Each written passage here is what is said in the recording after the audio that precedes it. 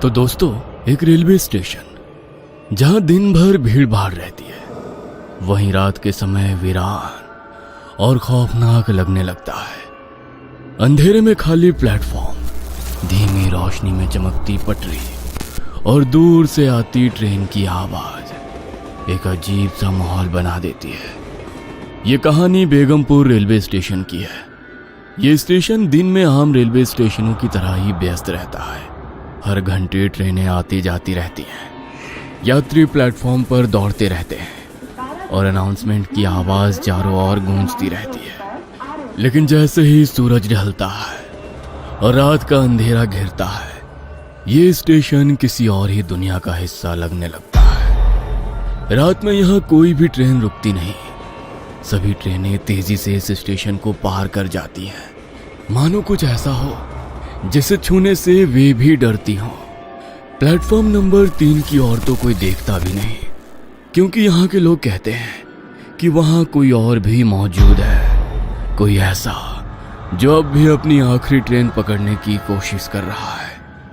करीब 5 साल पहले इसी स्टेशन पर एक दर्दनाक हादसा हुआ था। इस घटना के बाद से ही कुछ अजीब चीजें होने लगी।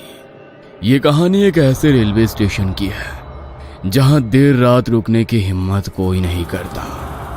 अब आप इस कहानी को एक अफवाह मान सकते हैं या सिर्फ एक पुरानी दंत कथा, लेकिन ये कहानी उन घटनाओं पर आधारित है जो एक रेलवे कर्मचारी अजय ने खुद अनुभव की थी। अगर आप इस स्टेशन के प्लेटफॉर्म नंबर 3 पर रात के समय अकेले खड़े हों, तो शायद आप भी वही महसूस करें जो अजय ने किया था। अजय एक रेलवे कर्मचारी जिसने पिछले 12 सालों से भारतीय रेलवे में काम किया था। कुछ महीने पहले ही उसकी ट्रांसफर बेगमपुर रेलवे स्टेशन पर हुई थी। उसे रेलवे ट्रैफिक कंट्रोलर के रूप में तैनात किया गया था और उसकी ड्यूटी थी कि वो रात की आखिरी ट्रेन के गुजरने के बाद स्टेशन ऑफिस को बंद करे। वो अपने काम में इतना माहिर हो चुका था कि अब उसे रात में अकेले रहने की आदत पड़ गई थी। लेकिन कुछ चीजें ऐसी थी जो उसे अब भी असहज कर देती थी। स्टेशन शहर से थोड़ा दूर था, इसलिए रात 11 बजे के बाद यहाँ बहुत कम ही लोग दिखाई देते थे। लेकिन कुछ कर्मचारियों और लोगों में ये चर्चा थी कि आधी रात के बाद प्लेटफॉर्म नंबर 3 पर अजीब चीजें होती हैं। कुछ कहते थे कि वहां किसी की परछाई दिखती है, तो कुछ को ऐसा लगता था कि वहां से किसी के चलने की आवाजें आती हैं। एक दिन अजय ने अपने एक साथी रमेश से पूछा, ये प्लेटफॉर्म नंबर 3 वाली बातें सच है या लोग बस मजे ले रहे हैं? रमेश ने हल्की हंसी के साथ जवाब दिया, भाई, मैंने खुद कुछ नहीं देखा, लेकिन बहुत से लोगों ने अजीब चीजें महसूस की है। पहले एक गार्ड था, उसने दावा किया था कि उसे प्लेटफॉर्म नंबर 3 पर एक आदमी बैठा दिखा, लेकिन जब पास गया तो कोई नहीं था। और ये सिर्फ एक ही बार नहीं हुआ, कई लोग कह चुके हैं कि यहाँ कुछ गड़बड़ है। अजय ने इस पर ज्यादा ध्यान नहीं दिया। उसे भूत प्रेत की कहानियों पर विश्वास नहीं था। वो मानता था कि रात के अंधेरे और दिमाग की थकान के कारण लोग भ्रम का शिकार हो जाते हैं। लेकिन दोस्तों, उसे क्या पता था कि जल्द ही उसे खुद इस रहस्य का सामना करना पड़ेगा। कुछ साल पहले रवि एक सरकारी कर्मचारी था जो रोजाना रात 8:30 बजे की ट्रेन से सफर करता था। लेकिन उस दिन वो ऑफिस में ज्यादा काम की वजह से लेट हो गया था। उसकी पत्नी ने फोन पर बताया था कि घर पर मेहमान आए हुए हैं। वो जल्द से जल्द पहुंचना चाहता था। भागते भागते जब वो स्टेशन पहुंचा, तब तक ट्रेन धीरे धीरे शुरू हो गई थी। जल्दबाजी में उसने दौड़कर ट्रेन पकड़ने की कोशिश की, लेकिन प्लेटफॉर्म गीला था, जिससे उसका पैर फिसल गया और वो सीधे पटरी पर गिर गया। संतुलन बिगड़ने के कारण वो फिसल गया और पटरी पर गिरते ही ट्रेन के नीचे आ गया। यह हादसा रात के 10:30 बजे हुआ था और उस समय प्लेटफॉर्म पर मौजूद एक बुजुर्ग चाय वाले ने इसे अपनी आंखों से देखा था। चाय वाले के मुताबिक ट्रेन के गार्ड और कुछ यात्री मदद के लिए दौड़े, लेकिन तब तक बहुत देर हो चुकी थी। इस घटना के बाद स्टेशन पर यह अफवाह फैलने लगी कि रवि की आत्मा अभी भी प्लेटफॉर्म नंबर 3 पर भटकती है।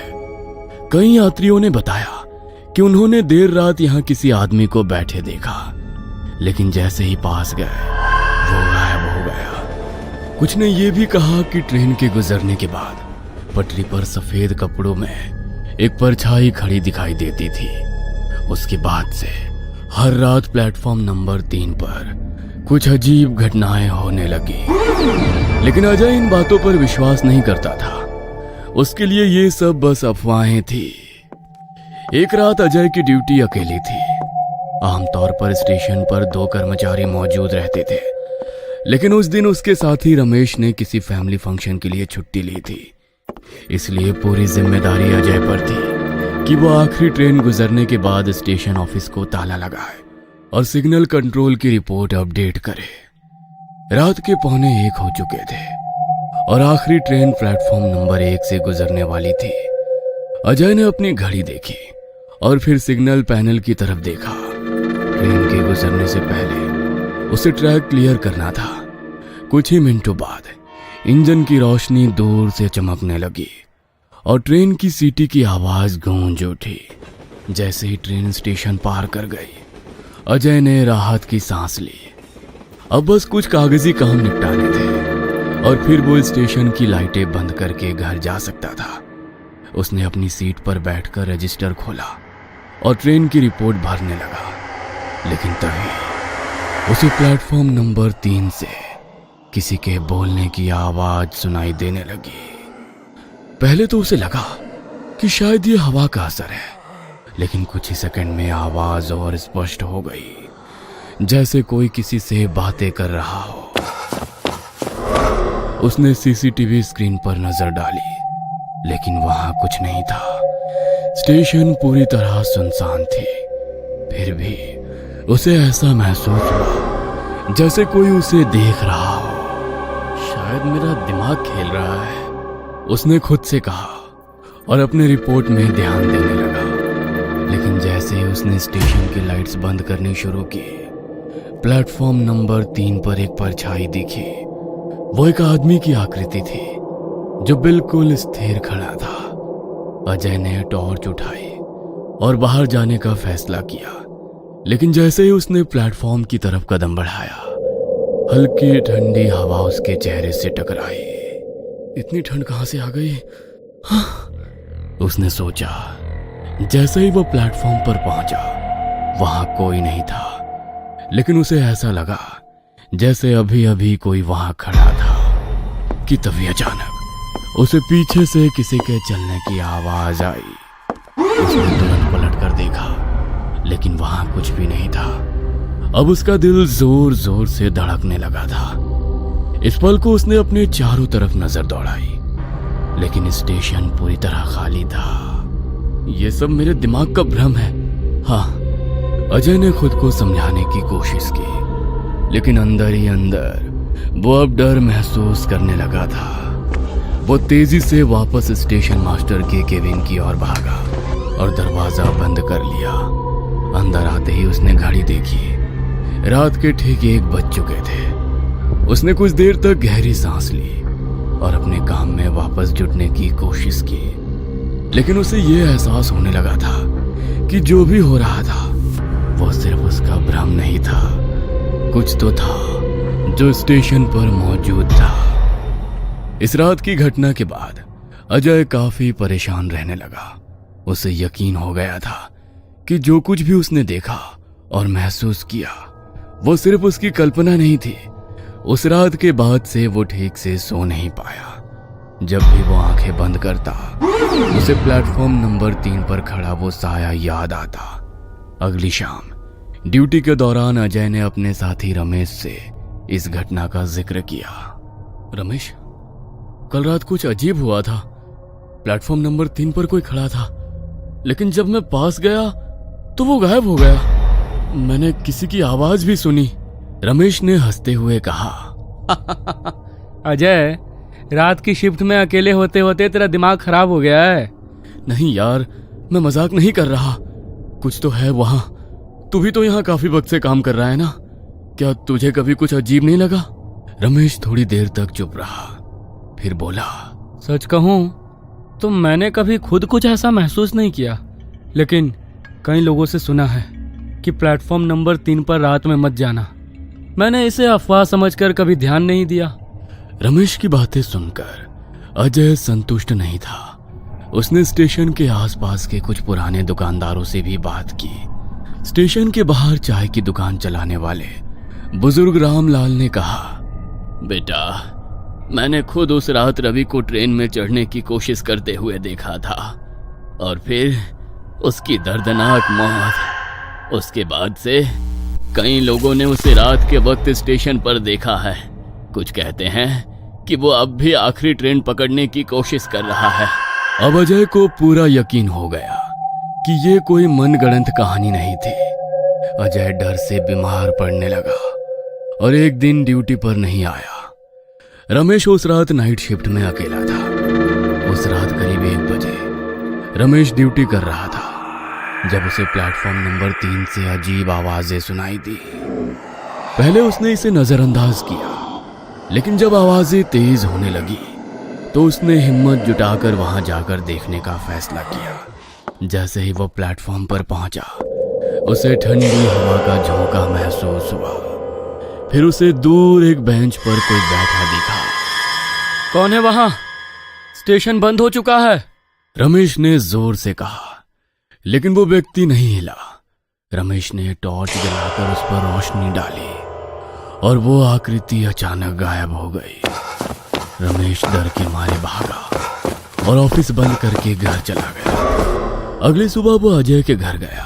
अजय, मैंने उसे देखा तो सही कह रहा था।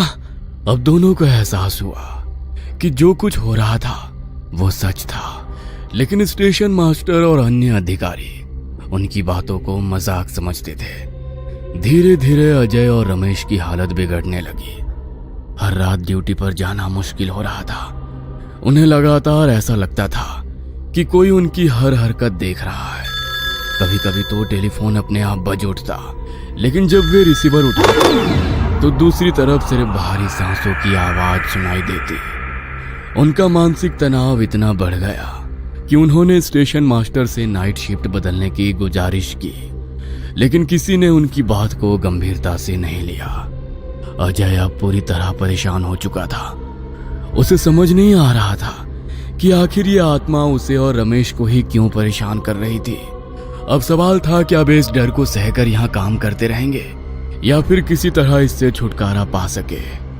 उसने तय किया कि अब वो इसका हल निकालेगा। अगले ही दिन अजय ने कुछ स्थानीय लोगों और अपने पुराने सहकर्मियों से बात की। लोगों ने उसे समझाया कि जब आत्माएं किसी जगह पर बंधी होती हैं तो वे कभी कभी वहां रहने वाले लोगों से संपर्क करने की कोशिश करती है, लेकिन अजय को यकीन नहीं हुआ। आखिरकार उसने परवेज अंसारी नाम के एक पैरानॉर्मल इन्वेस्टिगेटर से संपर्क किया। अजय को उसके बारे में स्टेशन के पास वाले एक पुराने दुकानदार से पता चला था। उसने बताया था कि अगर कोई इस रहस्य को सुलझा सकता है तो वो परवेज ही है, जो पहले भी कई रहस्यमयी घटनाओं की जांच कर चुका था।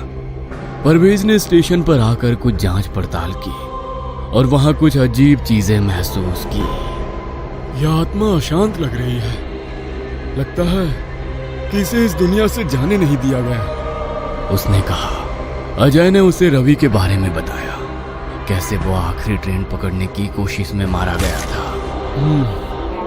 यह आत्मा इसलिए यहाँ अटकी हुई है क्योंकि इसे अपने जाने का एहसास ही नहीं हुआ। हो सकता है इसे अभी भी लगे कि वो ट्रेन पकड़ सकता है। इसे मुक्ति देने के लिए हमें इसकी आखिरी इच्छा को पूरा करने का कोई तरीका ढूंढना होगा, परवेज ने समझाया। परवेज ने कुछ दिनों तक स्टेशन पर रहकर डिटेल में जांच की। उसने वहां कई बार EVP electronic voice phenomena record करने की कोशिश की और कुछ विचित्र आवाजें कैद भी हुई। लेकिन जो सबसे चौंकाने वाली बात थी वो ये कि आत्मा केवल उन्हीं लोगों को परेशान कर रही थी जो भूत प्रेत पर विश्वास नहीं करते थे। यह आत्मा उन लोगों को निशाना बनाती है जो इसे झूठ समझते हैं। जैसे ही कोई इसे नकारता है, ये उन्हें एहसास कराने की कोशिश करती है कि वो वास्तव में यहाँ है, परवेज ने अजय और रमेश को समझाया। अजय को अब समझ में आया कि क्यों उसे और रमेश को ही ये सब अनुभव हुआ था। वे दोनों ही शुरुआत में इन चीजों पर विश्वास नहीं करते थे और हर घटना को दिमाग का भ्रम मानकर टालते रहते थे। लेकिन जैसे जैसे उन्होंने इसे नकारा, आत्मा ने खुद को और ज्यादा प्रकट करना शुरू कर दिया। उसने उन्हें बताया, शायद अगर एक बार फिर ट्रेन रवि के लिए रुकती और वो उसमें चढ़कर अपनी यात्रा पूरी करता तो उसकी आत्मा को चैन मिल सकता है। परवेज की सलाह मानते हुए अजय और रमेश ने रेलवे के कुछ अधिकारियों और स्थानीय कर्मचारियों की मदद से एक योजना बनाई। वही समय चुना गया जब रवि की मौत हुई थी। अजय ने प्लेटफॉर्म नंबर 3 को तैयार किया और एक इंजन को वहां से गुजरने की व्यवस्था की, बिल्कुल वैसे ही जैसे रवि उस रात ट्रेन पकड़ना चाहता था। रमेश ने प्लेटफॉर्म पर धीरे से रवि का नाम लिया। रवि, तुम्हारी ट्रेन आ गई है, अब तुम जा सकते हो। जैसे ही इंजन की रोशनी प्लेटफॉर्म पर पड़ी, अजय और रमेश को एक परछाई सीढ़ियों से उतरती दिखी, सफेद कपड़ों में, धीरे धीरे ट्रेन की तरफ बढ़ती हुई। परवेज ने प्रार्थना शुरू की और सभी ने सिर झुका लिए। परछाई ने ट्रेन के पास पहुंचकर एक पल के लिए रुककर पीछे देखा, जैसे किसी को धन्यवाद कह रही हो, और फिर वो ट्रेन के भीतर समा गई। ट्रेन की सीटी बजी और वो आगे बढ़ गई। उसके बाद से प्लेटफॉर्म नंबर 3 पर ना कोई परछाई दिखी, ना कोई आवाज, ना कोई ठंडी हवा। स्टेशन का माहौल बदल गया था। वहां अब सन्नाटा नहीं, बल्कि एक अजीब सी शांति थी। अजय और रमेश ने भी राहत की सांस ली। वे जानते थे कि अब रवि अपनी मंजिल तक पहुंच चुका है। हर जगह की अपनी एक कहानी होती है, लेकिन कुछ कहानियां कभी खत्म नहीं होती। अगर आप किसी भी रहस्यमयी जगह पर हो और आपको कुछ असामान्य महसूस हो तो उसे नजरअंदाज मत करें। हो सकता है कोई आपको कुछ बताने की कोशिश कर रहा हो। ये कहानी आपको अच्छी लगी हो तो हमें सब्सक्राइब करें, हमारा इंस्टाग्राम और फेसबुक पेज जरूर फॉलो करें। और हाँ दोस्तों, सब्सक्राइब करना भूलना मत।